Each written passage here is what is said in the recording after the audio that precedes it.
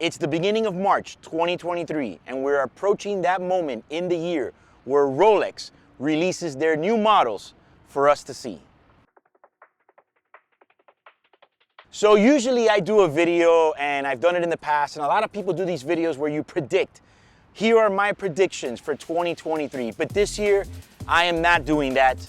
I think it's gotten to a point that there is no way to predict what they're gonna do. You know, before it's like they're gonna discontinue this, they're gonna release that. Nobody really knows what these people are doing. And I think it's already been a couple years in a row where they just straight shock us with their decisions or their releases. So I would title this video more, what are my wishes? What I wish Rolex would come out with for 2023.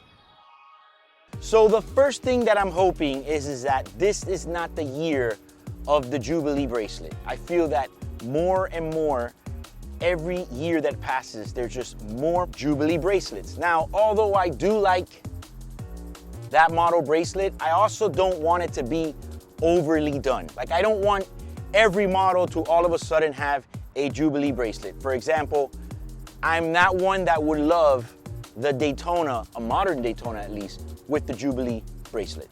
However, there is two watches that I think should have a Jubilee bracelet. One is, I think it's time for us to have a standard black stainless steel GMT again. I mean, it's like a standard model that we need. We need that watch back. Whether it has a green needle or not, maybe they can come up with another new color for it, maybe the throwback with the red, I don't know. But it would be nice to have a standard steel 40 millimeter. Yes, let's keep it 40 millimeter. I don't want this new revamp or none of that, with the Jubilee bracelet. That would be a really nice model that we can use. Really, I would wish for a Coke bezel, because I think we are a bit delayed on that and overdue. However, with the new release of the Lefty Sprite, I feel that with the Coca-Cola colors, we would just have way too many colors. It'd just be a little bit too much and borderline Hublot options. I don't want to go that far, so you know what? I will take a standard black new release with the Jubilee over the Coke. That being said, how about that same model in yellow gold? Some of you guys had said, well, maybe it would be great to have a rose gold root beer in Jubilee. And I have mentioned it in the past as well, but I think what we need is, or I wish we have, is a yellow gold, black on black Jubilee GMT, and I'm telling you that would be a banger right there. Had to have it, would be on my list. Daytonas. Now, when it comes to the Daytona, I kind of feel that right now the line is perfect. There's not really much to do to it, honestly. I mean, what more could we possibly add? With last year having the Meteorite dials, which of course are a hit, I'm not really sure I would add much more. I've said in the past that a two-tone rose gold Daytona would be great. It wouldn't be on my wish list, because usually on the wish list are watches that I would personally want. But I tell you what, I can tell you there's hundreds of thousands and millions of people that would really love a Daytona two-tone with rose gold. I'm not sure what is their delay to do that. I think at this point, it's a pretty easy layup play for them.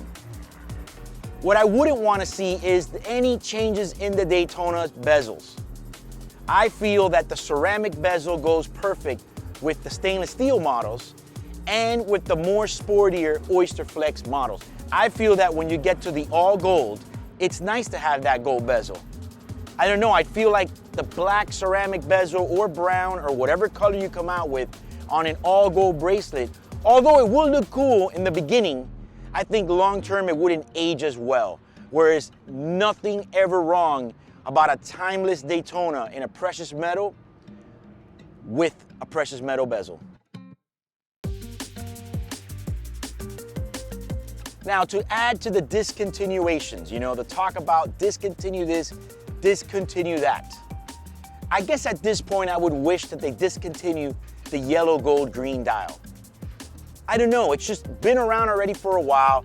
It's supposed to be the anniversary at that time, anniversary dial although this is gonna be the 60th anniversary of the Daytona, do we have to have an anniversary for every damn anniversary? It's almost like a high school relationship where you gotta celebrate every single milestone, every single anniversary. Today is our 134th day with 44th hour anniversary. It's just getting a little bit too much for me. Anniversary this, anniversary that.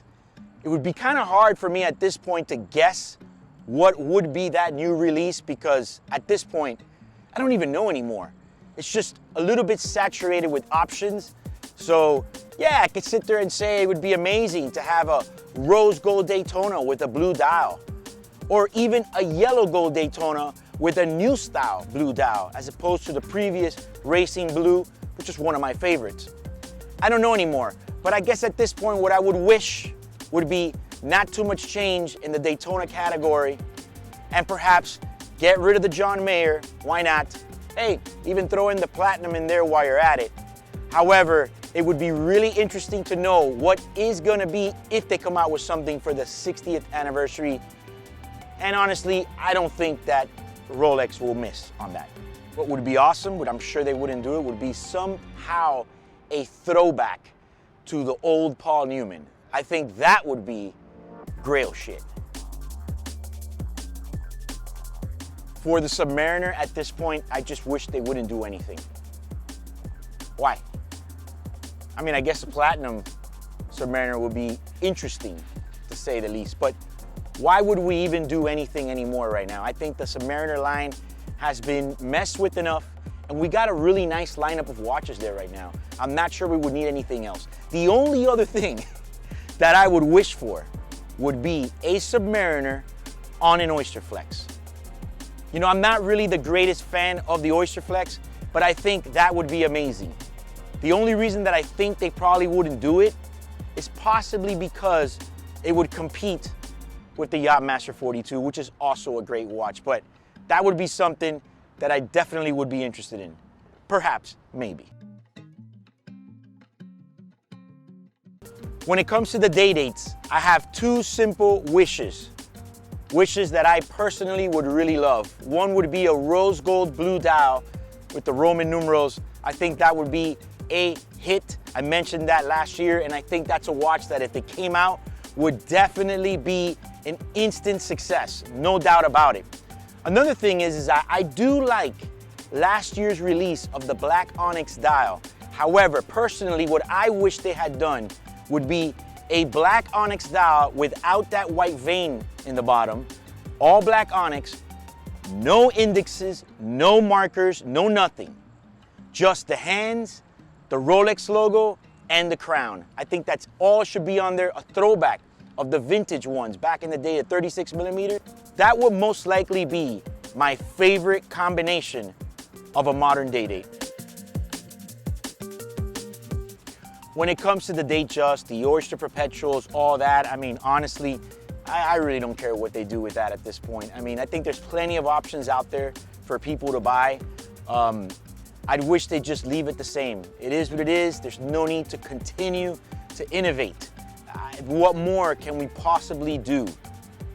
I guess the last wish I would have with Rolex is every single model, for the exception of obviously the Presidentials, should have a glide lock at this point. Why not? I mean, if it doesn't have a glide lock at this point, we need to ask why. I think every single model across the board in 2023 should have a glide lock. They can do an entire release just on that, and I, at least, would be satisfied. So those are my wishes for 2023 that Rolex does, and let's see what happens. I have a feeling, really, that this year there could be a very big shocker. And not a shocker like last year where all we got was the Lefty Sprite, which definitely was a shocker, if you get what I'm saying. But I feel that this year, maybe there might be something that we really are not expecting. And I can't wait to see that. Comment below what you think about my wish list, and if there's anything in there you'd like to add or change. And if you like this video, like and share it. Also, subscribe to my YouTube channel.